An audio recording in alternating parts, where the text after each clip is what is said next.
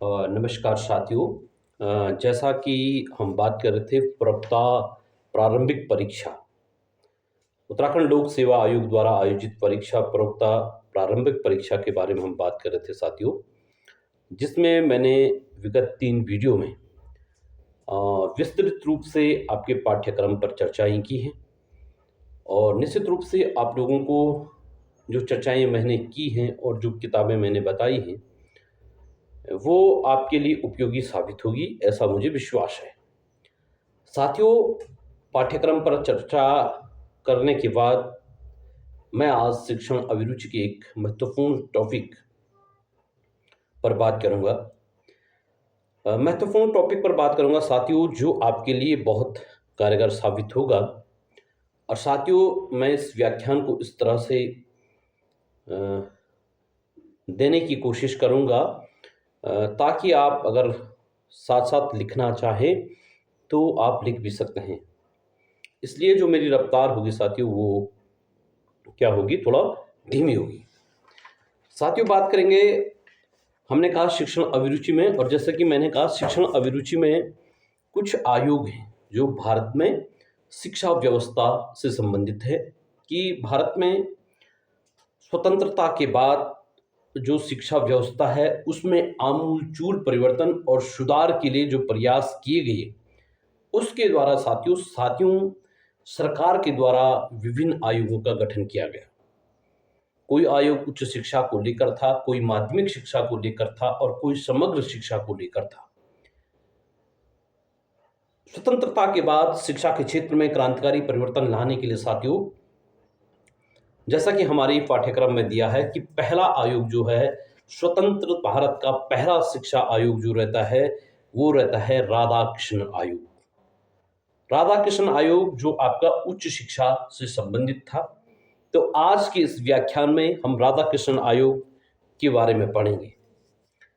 साथियों, राधाकृष्ण आयोग के बारे में हम पढ़ने से पहले एक थोड़ा सा रूपरेखा उसकी बना दें।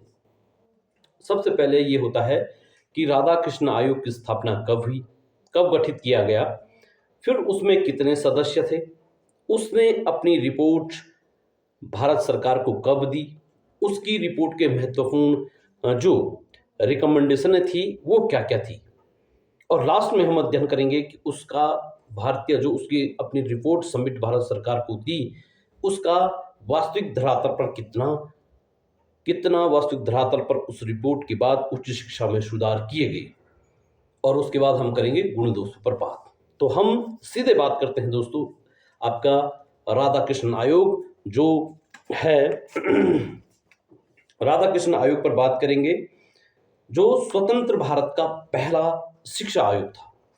साथियों, राधाकृष्ण आयोग को विश्वविद्यालय शिक्षा आयोग भी कहते हैं।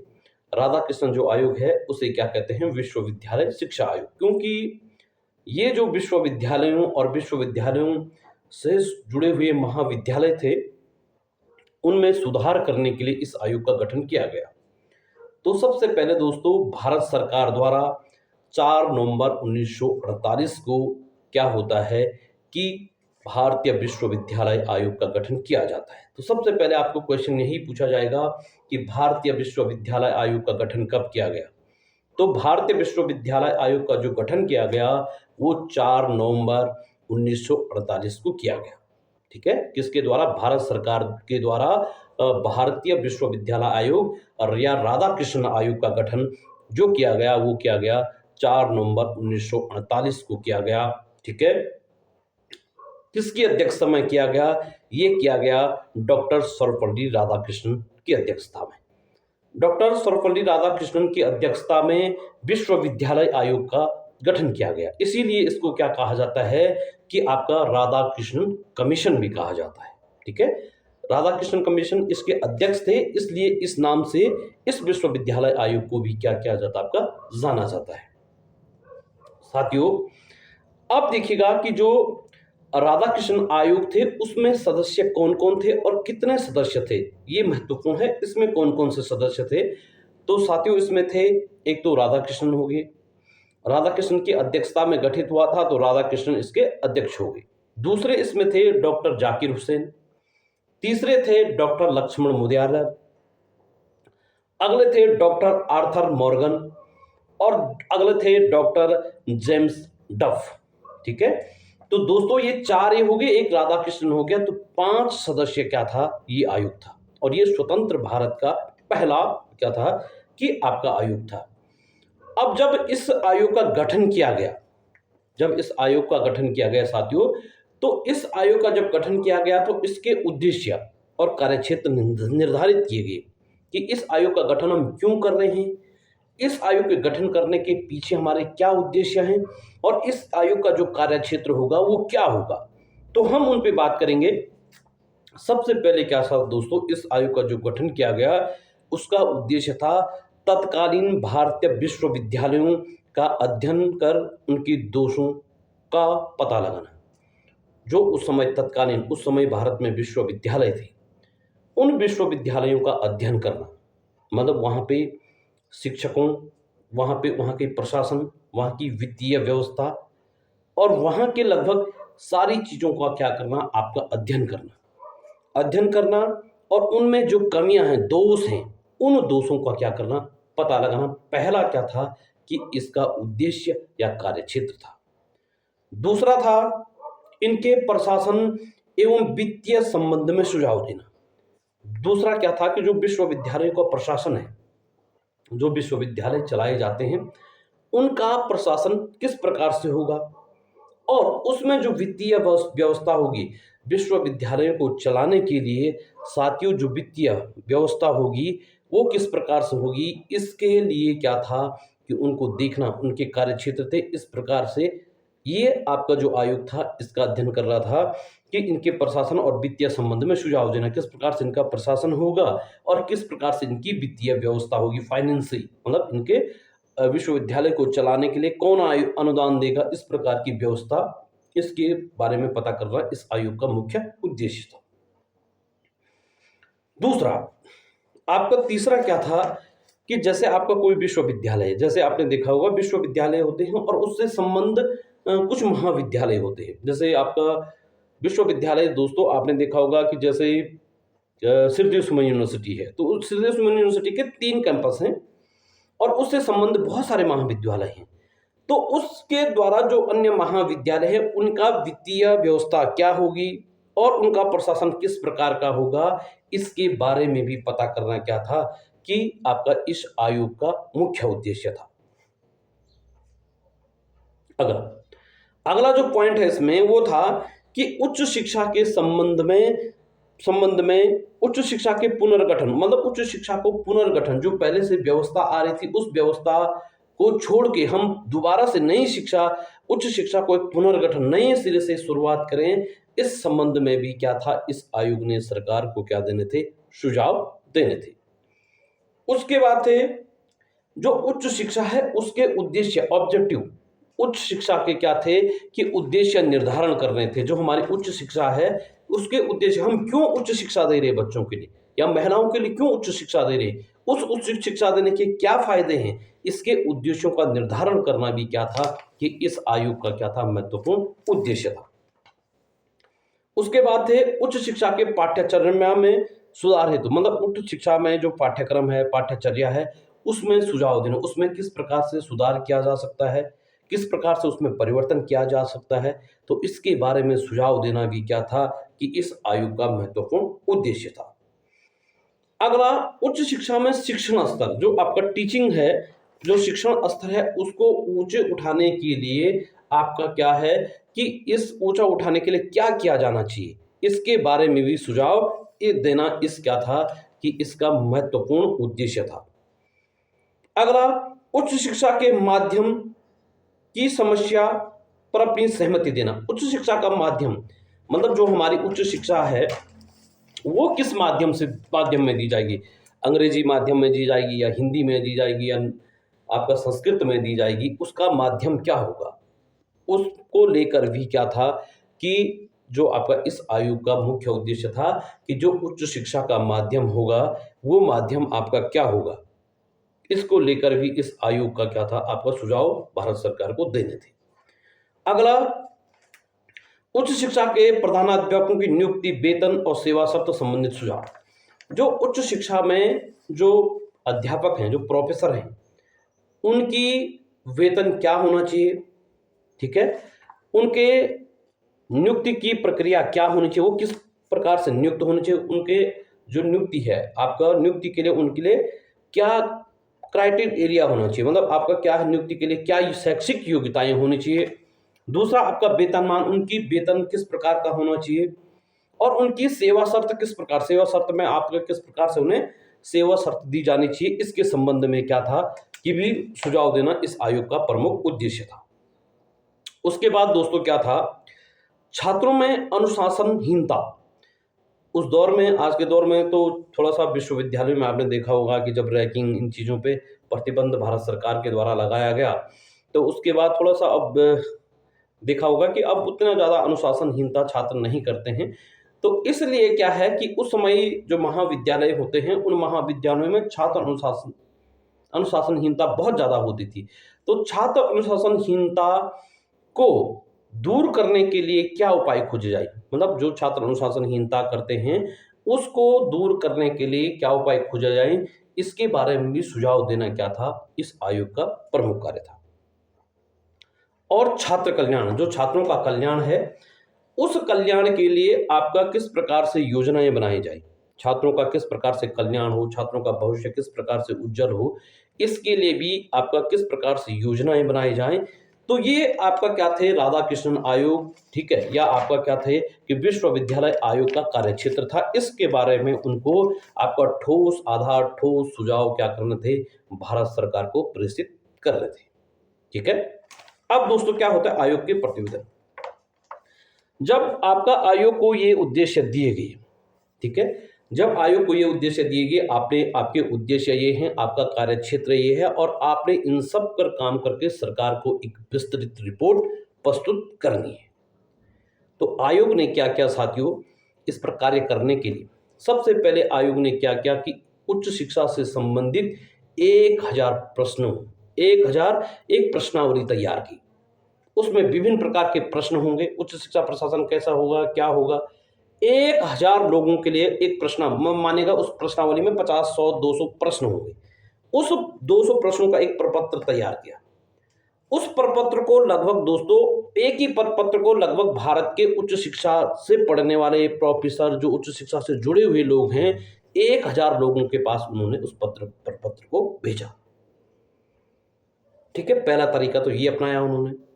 दूसरा क्या किया दोस्तों, जो आयोग के सदस्य थे उन लोगों ने क्या किया, भारत के विभिन्न विश्वविद्यालयों में गए, वहां के कुलपति से बात की, वहां के प्रधानाध्यापकों से बात की, वहां के छात्रों से बात की, उच्च शिक्षा से संबंधित किस प्रकार से सुधार किया जाएगा।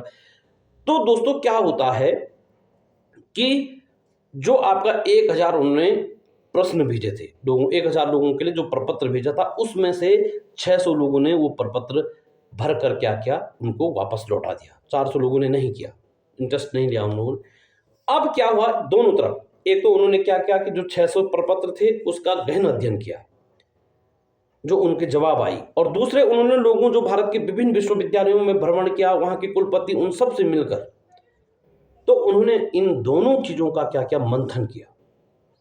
और मंथन करने के बाद क्या किया साथियों, उन्होंने एक विस्तृत रिपोर्ट तैयार की, ठीक है, विस्तृत रिपोर्ट तैयार की। और क्या किया कि उसके बाद उन्होंने जो रिकमेंडेशन थी, जो उन्होंने पाया, उसको तैयार करके क्या किया दोस्तों कि उन्होंने आपका 25 अगस्त 1949, ठीक है, 25 अगस्त 1949 को भारत सरकार को क्या कर दिया कि आपका वो जो रिपोर्ट थी, वो रिपोर्ट थी 747 पेजों पृष्ठों की, और कितने दस्तावेजों में, 15 जो आपका अध्यायों में विभाजित थी, एक विस्तृत दस्तावेज जो 15 अध्यायों में विभाजित था, उसको क्या कर दिया, भारत सरकार को सौंप दिया, ठीक है।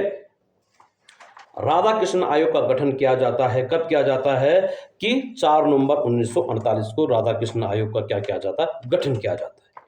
और गठन करने के बाद 25 अगस्त 1949 को वो क्या करता है कि भारत सरकार को अपनी रिपोर्ट सबमिट करता है, और जो रिपोर्ट रहती है वो रहती है 747 पृष्ठों की, और उसमें कितने अध्याय रहते हैं, 15 अध्याय रहते हैं और वो भारत सरकार को क्या कर देती है, अपनी रिपोर्ट सबमिट कर देती है। तो सबमिट मैंने कहा, उसने जो कार्यक्षेत्र दिए गए थे उसको दो चीजों में, मैंने कहा दो चीजों के तहत उसने उसको ढूंढा और इस विस्तृत रिपोर्ट को उसने भारत सरकार को दे दिया। तो डायरेक्ट प्रश्न आपको यह पूछा जाएगा कि राधाकृष्ण आयोग का गठन कब किया गया, तो 4 नवंबर 1948 को। राधाकृष्ण आयोग ने भारत सरकार को अपनी रिपोर्ट कब सबमिट की, तो आपका क्या हो गया, 25 अगस्त 1949 को उसने भारत सरकार को अपनी रिपोर्ट सबमिट कर दी। दूसरा साथियों इसमें पूछा जाएगा कि आपने देखा होगा जो हमने सदस्य लिखे हैं, इनमें से 3 सदस्य इस आयोग को दे देंगे, चौथा सदस्य आपका किसी दूसरे आयोग को दे देगा, कहेगा कि इनमें से कौन सा राधाकृष्ण आयोग का सदस्य नहीं है, या यह भी दे सकता है कि इनमें से कौन राधाकृष्ण आयोग का सदस्य है। तो इस तरह से दोस्तों इसने क्या किया, कार्य शुरू किया। अब दोस्तों क्या है कि जब उसने भारत सरकार को अपनी रिपोर्ट सबमिट की, तो भारत सरकार को रिपोर्ट सबमिट करने के बाद उसने क्या रिकमेंडेशनें दी, अब ये देखने लायक था। तो देखने लायक क्या है कि उसने जो उच्च शिक्षा में सुधार के लिए भारत सरकार को जो सुझाव दिए, उन सुझावों को हम अध्ययन करेंगे। तो सबसे पहले दोस्तों इसमें है विश्वविद्यालय शिक्षा में प्रशासन और वित्त।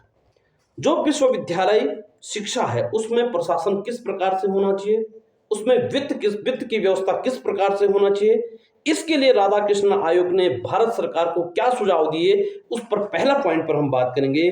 तो उसने कहा कि उच्च शिक्षा को जो है वो किस में रखा जाना चाहिए, समवर्ती सूची में रखा जाना चाहिए। देखो दोस्तों क्या होता है, 3 सूचियां होती हैं, आपने देखा होगा। एक होती है संघ सूची। संघ सूची में जो विषय दिए जाते हैं उन पर आपका कानून बनाने का अधिकार जो होता है वो केंद्र को होता है। दूसरी जो सूची होती है वो होती है आपका क्या है कि संघ सूची, दूसरी होती है राज्य सूची, और राज्य सूची पर जो विषय दिए गए हैं उन पर कानून बनाने का अधिकार किसका होता है, राज्यों का होता है। तीसरी सूची होती है दोस्तों आपका कौन सी, समवर्ती सूची। और समवर्ती सूची पर क्या होता है साथियों कि कानून बनाने का राज्य तथा केंद्र दोनों का अधिकार होता है। ठीक है, राज्य भी कानून बना सकता है उस विषय पर और केंद्र भी क्या कर सकता है, आपका कानून बना सकता है। लेकिन अगर टकराव की स्थिति पैदा होती है तो उस स्थिति में जो कानून माना जाता है वो आपका माना जाता है, केंद्र के कानून को सर्वोपरि माना जाता है। तो इन्होंने क्या कहा कि उच्च शिक्षा जो है उसको किस में रखा जाना चाहिए, समवर्ती सूची में शामिल किया जाना चाहिए। उच्च शिक्षा का जो विषय है इन्होंने पहला रिकमेंडेशन जो दी थी वो दी थी कि उच्च शिक्षा को किस में रखा जाना चाहिए, आपका समवर्ती सूची में रखा जाना चाहिए। तो पहला जो इन्होंने कहा कि उच्च शिक्षा को समवर्ती सूची में रखा जाना चाहिए, इस रिकमेंडेशन को मैं पढ़ लेता हूं। उच्च शिक्षा को समवर्ती सूची में रखा जाए, इसकी व्यवस्था करना केंद्र एवं प्रांतीय सरकारों का संयुक्त दायित्व है। उच्च शिक्षा संबंधित राष्ट्रीय नीति का निर्धारण केंद्र करें। प्रांतीय सरकारें उस नीति का अनुसार अपने क्षेत्र में उच्च शिक्षा, देखो मैंने कहा नहीं, उच्च शिक्षा की जो नीति का निर्धारण, जो आपका कानून बनाने का अधिकार है उच्च शिक्षा में, वो किसका है, केंद्र सरकार का है। और उस जो केंद्र की सरकार ने जो विश्वविद्यालयों के लिए जो कानून बनाया है उस कानून पर अमल करने का जो है कि उसको वास्तविक आधार पर क्रियान्वयन करने का जो अधिकार है वो अधिकार दिया गया राज्यों के लिए। ठीक है, केंद्र जो आपका क्या है, कानून बनाने का अधिकार केंद्र सरकार को है और उस कानून को आपका अनुसरण करने का जो अधिकार है वो राज्य सरकारों के लिए है।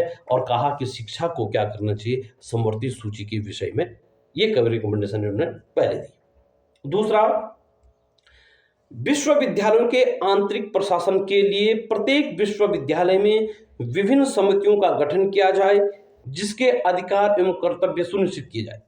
ठीक है, क्या कहा कि विश्वविद्यालय के प्रशासन के लिए, विश्वविद्यालय के जो आंतरिक प्रशासन है, विश्वविद्यालय में आपने देखा होगा कोई भी विश्वविद्यालय होगा वहां पर आंतरिक प्रशासन के लिए कोई विश्वविद्यालय चलाया जाता है तो वहां पर आपने देखा होगा कि बहुत सारी कमेटियों का गठन किया जाता है। तो उन्होंने कहा कि विश्वविद्यालय के आंतरिक प्रशासन को चलाने के लिए क्या किया जाए कि आपका विभिन्न विश्वविद्यालयों की कमेटियों का गठन किया जाए और उनके अधिकार और उनके कुछ अधिकार दिए जाएं और कुछ कर्तव्य दिए जाएं। उनके क्या अधिकार हैं, कुछ वित्तीय संबंधित अधिकार या जो भी अधिकार हैं उनके वो अधिकार दिए जाएं और उनके क्या कर्तव्य हैं, क्या कार्य हैं, वो कार्य भी क्या किए जाए, आपका निर्धारण किया जाए। दूसरी रिकमेंडेशन इन्होंने दी।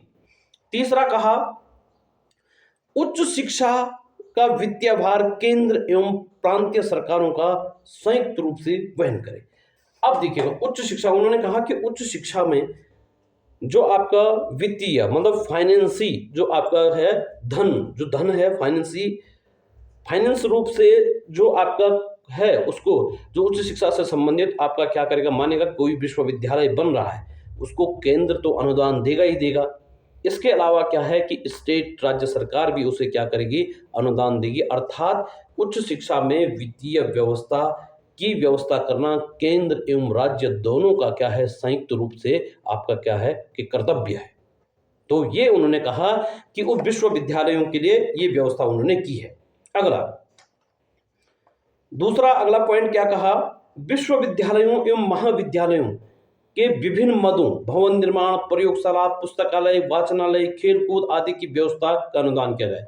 विश्वविद्यालयों में विभिन्न मद, आपने देखा होगा विभिन्न मद का अर्थ होता है विश्वविद्यालय में विभिन्न मद, जैसे भवन निर्माण के लिए, खेल निर्माण के लिए, खेल के लिए, पुस्तकालय के लिए, फर्नीचर के लिए, इसके लिए क्या किया जाए, मद मतलब आपका पैसा दिया जाए, किसके द्वारा, केंद्र एवं राज्य सरकारों के द्वारा इसके अनुदान की क्या की जाए, आपका व्यवस्था की जाए।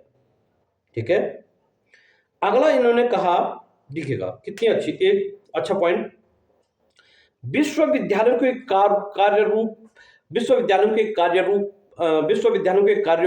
कार्यों में एक रूपता लाने के लिए विश्वविद्यालयों और उसके संबंध महाविद्यालयों अनुदान देने के लिए विश्वविद्यालय अनुदान समिति मतलब कमेटी के स्थान पर विश्वविद्यालय अनुदान आयोग का गठन किया जाए। देखो कितनी अच्छी, विश्वविद्यालय अनुदान, देखो महाविद्यालयों में या विश्वविद्यालयों में, जैसे कोई विश्वविद्यालय है उससे संबंध बहुत सारे महाविद्यालय होते हैं, उनके लिए वित्तीय सहायता देने के लिए क्या किया जाए कि विश्वविद्यालय अनुदान आपका क्या है कि अनुदान कमेटी, जो विश्वविद्यालय अनुदान कमेटी पहले से जो आपका क्या होती है कि 1944 में गठित हो जाती है विश्वविद्यालय अनुदान कमेटी। ठीक है। विश्वविद्यालय अनुदान समिति मतलब समिति क्या हो जाती है, विश्वविद्यालय अनुदान समिति जो है वो आपका 1944 में गठित हो जाती है। और विश्वविद्यालय अनुदान समिति की जगह पर क्या कहा उन्होंने, आयोग, कमीशन, कमेटी की जगह पर क्या है, कमीशन का गठन किया जाए, विश्वविद्यालय अनुदान आयोग। देखिएगा बहुत अच्छी रिकमेंडेशन, इन्होंने ही कहा कि विश्वविद्यालय अनुदान समिति की जगह पर क्या होना चाहिए, विश्वविद्यालय अनुदान आयोग, कमीशन का गठन किया जाए, जो उच्च शिक्षा में क्या करेगा कि वित्तीय व्यवस्था का प्रबंध करेगा। इसीलिए दोस्तों प्रश्न आता है कि विश्वविद्यालय अनुदान आयोग की स्थापना कब की गई, तो विश्वविद्यालय अनुदान आयोग की स्थापना 1953 में की जाती है। और उसको संवैधानिक दर्जा कब दिया जाता है, ये पिछली बार क्वेश्चन प्रवक्ता में पुटअप किया गया है, और उसको संवैधानिक जो दर्जा दिया जाता है वो दिया जाता है 1956 में, ध्यान रखिएगा। तो ये उन्होंने कहा कमेटी की जगह पर क्या होना चाहिए, आपका कमीशन किया जाना चाहिए, और ये क्या करेगा कि जो आपका विश्वविद्यालय हैं और उससे संबंध महाविद्यालय हैं उनमें क्या करेगा, वित्तीय व्यवस्था का क्या करेगा, प्रबंध करेगा। इसलिए उन्होंने विश्वविद्यालय अनुदान आयोग की गठन की क्या की, रिकमेंडेशन दी। तो ये महत्वपूर्ण इसमें इनके सुझाव थे। इसके बाद साथियों क्या होता है, अगला ये कहता है, अगली जो कहा विश्वविद्यालय शिक्षा का संगठन एवं संरचना, जो विश्वविद्यालय की शिक्षा है या विश्वविद्यालय का जो संगठन है उसकी संरचना किस प्रकार से होगी, ये महत्वपूर्ण है। तो दोस्तों इसमें क्या है, जो विश्वविद्यालय देखा आपने उसका देखे आपने, जो विश्वविद्यालय उसकी संरचना या संगठन की बात कर रहा है, तो इसमें देखिए उच्च शिक्षा का संगठन 3 स्तरों में किया जाएगा। जो उच्च शिक्षा है उसका जो संगठन ढांचा है वो 3 स्तरों में किया जाएगा।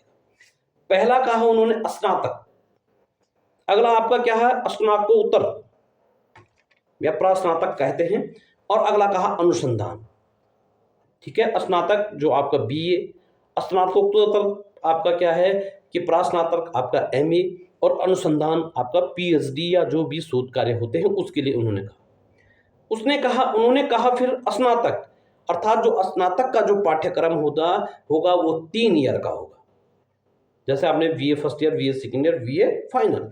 और आपका प्रास्नातक ठीक है, प्रास्नातक या स्नातकोत्तर उन्होंने कहा कि वो आपका क्या होगा, 2 साल का होगा, एमए फर्स्ट ईयर और एमए फाइनल। और उसके बाद ये कहते हैं कि शोध कार्य के लिए न्यूनतम, शोध कार्य रिसर्च मतलब पीएचडी के लिए न्यूनतम 2 वर्ष और अधिकतम 5 वर्ष। न्यूनतम 2 वर्ष, अधिकतम तो कोई उल्लेख नहीं किया इन्होंने। तो इन्होंने क्या कहा कि जो विश्वविद्यालय की जो शिक्षा है उसका जो संगठन है उसमें 3 वर्ष स्नातक, 2 वर्ष प्रास्नातक और न्यूनतम 2 वर्ष क्या है शोध कार्य के लिए अधिकतम की कोई उन्होंने सीमा यहाँ पे नहीं मानी।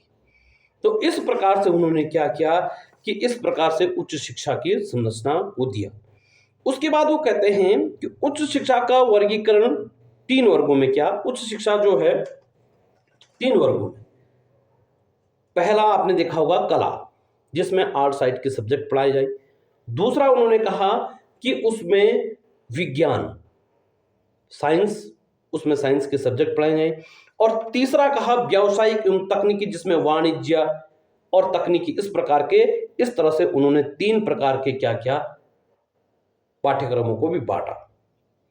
उन्होंने कहा कि कृषि के लिए क्या है, कृषि की उच्च शिक्षा एवं शोध कार्य के लिए अलग, कृषि के लिए, कृषि जो शिक्षा होती है उसके लिए उन्होंने कहा कि कृषि के लिए आपके अलग से विश्वविद्यालय स्थापित किए जाने चाहिए। आपने देखा होगा जो कृषि होते हैं, कृषि के लिए क्या कहा, कृषि एवं शोध कार्य के लिए, कृषि की उच्च शिक्षा एवं कृषि की उच्च शिक्षा, कृषि में उच्च शिक्षा जो बच्चे लेते हैं उनके लिए अलग विश्वविद्यालय स्थापित किए जाएंगे। और शोध कार्यों, कृषि में जो शोध कार्य कर रहे हैं उसके लिए भी क्या किए जाने चाहिए, अलग विश्वविद्यालय स्थापित किए जाने चाहिए। ये रिकमेंडेशन दी थी किसने, राधाकृष्णन आयोग ने। एक और बहुत अच्छी रिकमेंडेशन है, ग्रामीणों की उच्च शिक्षा के लिए ग्रामीण क्षेत्रों में ग्रामीण विश्वविद्यालय स्थापित किए जाए। इन्होंने कहा, राधाकृष्ण आयोग ने कहा कि ग्रामीणों की, जो गांव के लोग हैं जो शहरों में नहीं आ सकते, उनके लिए क्या किए जाए, ग्रामीण विश्वविद्यालय स्थापित किए, रूरल यूनिवर्सिटी। ये दिया है किसने, कि आपका किसने दिया था, कि आपका किसने, विश्वविद्यालय आयोग ने, राधाकृष्णन कमीशन। रूरल, प्रश्न आता है कि रूरल ग्रामीण विश्वविद्यालय को स्थापित करने का सुझाव किस कमीशन के द्वारा दिया गया। तो रूरल आपका ग्रामीण विश्वविद्यालय को स्टैब्लिश करने का जो सुझाव था वो था आपका राधाकृष्णन कमीशन का। तो ग्रामीण विश्वविद्यालयों को, और उसको क्या है, उसको संबंध महाविद्यालय स्थापित किया, मतलब ग्रामीण विश्वविद्यालयों को स्थापित किया जाए और रूरल यूनिवर्सिटी, और उससे संबंध मतलब उससे अन्य विद्यालय भी खोले जाए। पहले तो ग्रामीण विश्वविद्यालय स्थापित किया जाए और उससे संबंध क्या किया जाए, अन्य विद्यालयों को। जैसे आपने देखा सहदेव यूनिवर्सिटी है, उसके 3 कैंपस हैं, और उसके बाद उसमें जो आपके छोटे छोटे महाविद्यालय होते हैं वो उससे संबंध होते हैं। तो इसीलिए रूरल जो आपका गांव में जो ग्रामीण विश्वविद्यालय स्थापित किया जाए, उस पर क्या होगा कि ग्रामीण कृषि जो आपका ग्रामीण विश्वविद्यालय को उससे संबद्ध किया जाएगा। तो इस प्रकार से साथियों कि महत्वपूर्ण आज हमने देखा कि राधाकृष्ण आयोग का गठन कब हुआ, उसके सदस्य कितने थे, उसने भारत सरकार को अपनी रिपोर्ट कब दी, और उसके जो आपका उसके विश्वविद्यालयों का प्रशासन एवं वित्त की व्यवस्था किस प्रकार से थी, ठीक है, विश्वविद्यालयों का संगठन एवं संरचना किस प्रकार से थी। तो इस प्रकार से साथियों हमने विश्वविद्यालय अनुदान, विश्वविद्यालय जो आपका आयोग है, विश्वविद्यालय आयोग, राधाकृष्णन आयोग, स्वतंत्र भारत का पहला शिक्षा आयोग के बारे में हमने अध्ययन किया। तो साथियों इसी प्रकार से हम आगे भी लगातार इसकी और भी जो चीजें हैं उन पर आपका अध्ययन करेंगे। लेकिन आपको अगर इसको वीडियो में जो आपको उपयोगी लगे साथियों, उसको आप क्या कीजिएगा, नोट कीजिएगा। और कोई आपका अन्य चीज अगर आपको उपयोगी लगती है और जो मेरे से न बताई गई हो, तो उसके लिए भी आप कमेंट बॉक्स में जरूर लिखिएगा, ताकि आने वाली वीडियो में मैं फिर उस पर बात कर सकूं। आशा करता हूं आप लोगों को जरूर पसंद आएगा हो। आप इस वीडियो को शेयर करें, लाइक करें, सब्सक्राइब करें चैनल को। नमस्कार, प्रणाम।